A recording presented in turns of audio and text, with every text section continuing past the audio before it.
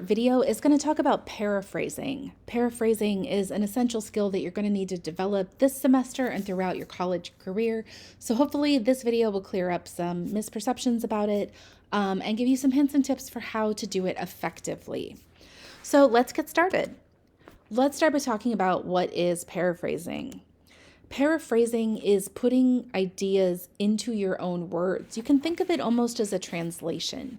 Instead of going like word by word by word, you're going to give the gist of what a passage is saying in a way that is more clear and more appropriate, especially for your audience. It's the same ideas from a text, but it is in your own words. And the important thing here is that paraphrasing is a little bit more in depth than a summary. Whereas a summary gives an overview of a text, a paraphrase gets into the details. It's just not using the specific wording of a text. So why do that? Why not just use the actual wording of the text? Well, there's a few different reasons.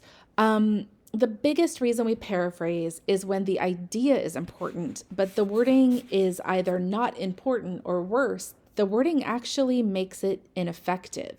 So perhaps your source uses technical jargon, or perhaps it is a very dense academic essay with difficult sentence structures. Maybe it uses wordy phrasing that could be simplified or clarified. Or maybe the author is just using words and phrases that if you pop them into your text, it's going to feel really disjointed, and it would be better to put that idea into your own words. So there are some steps you can take to do an effective paraphrase.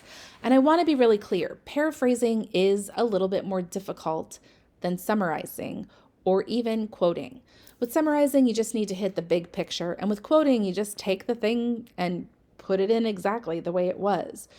But paraphrasing is a skill. And like any other skill, the more that you practice and the more that you kind of go through these steps, the easier it becomes.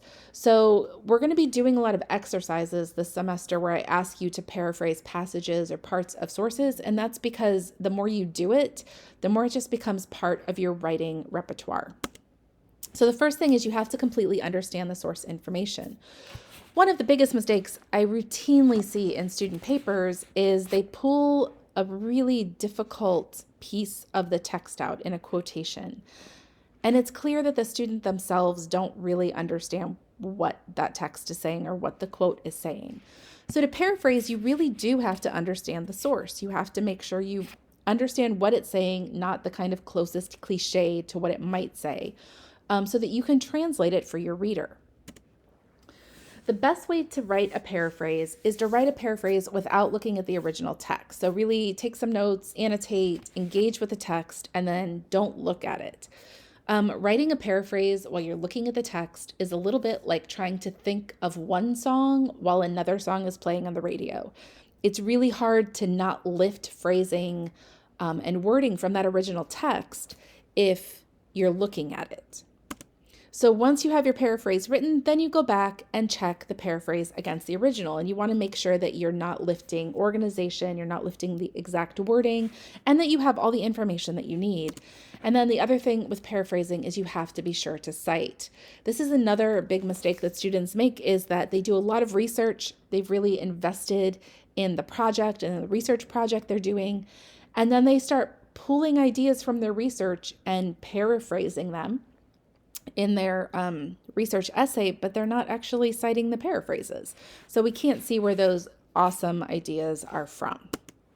So what should you avoid with paraphrasing? First of all, paraphrases are not quotes, so you should not include quotation marks. If you can't put it into your own words, if putting it into your own words somehow destroys the effectiveness of the text, then you probably need a quotation.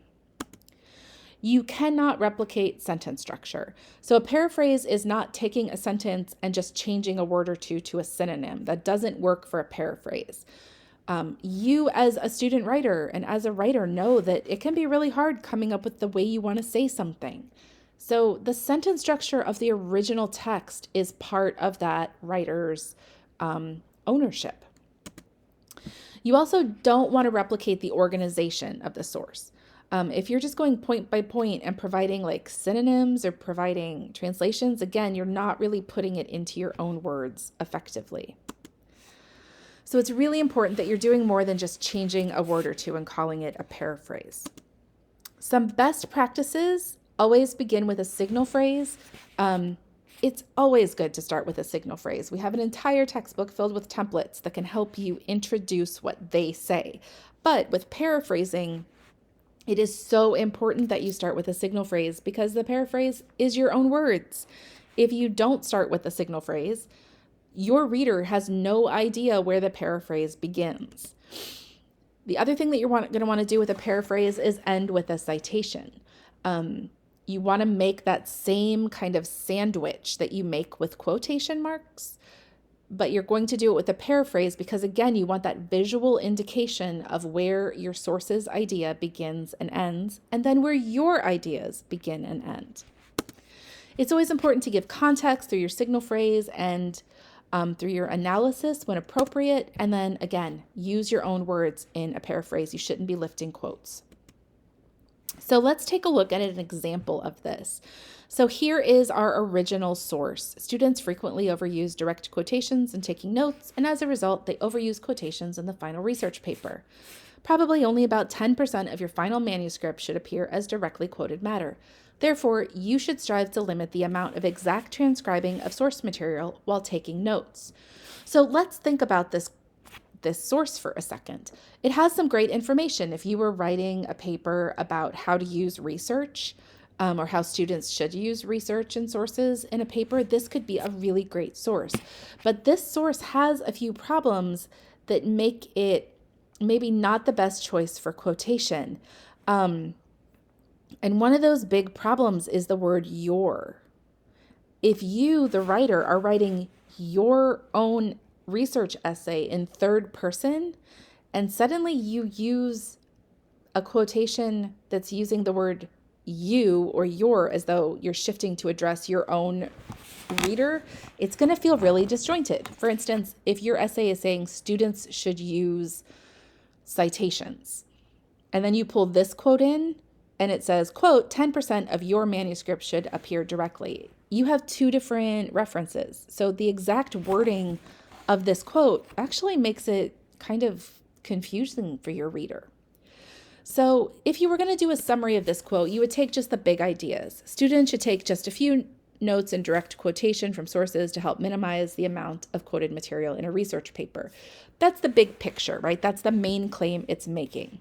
But this summary is missing some important information, including the specific amount of your final manuscript and the reasons why you should limit your manuscript.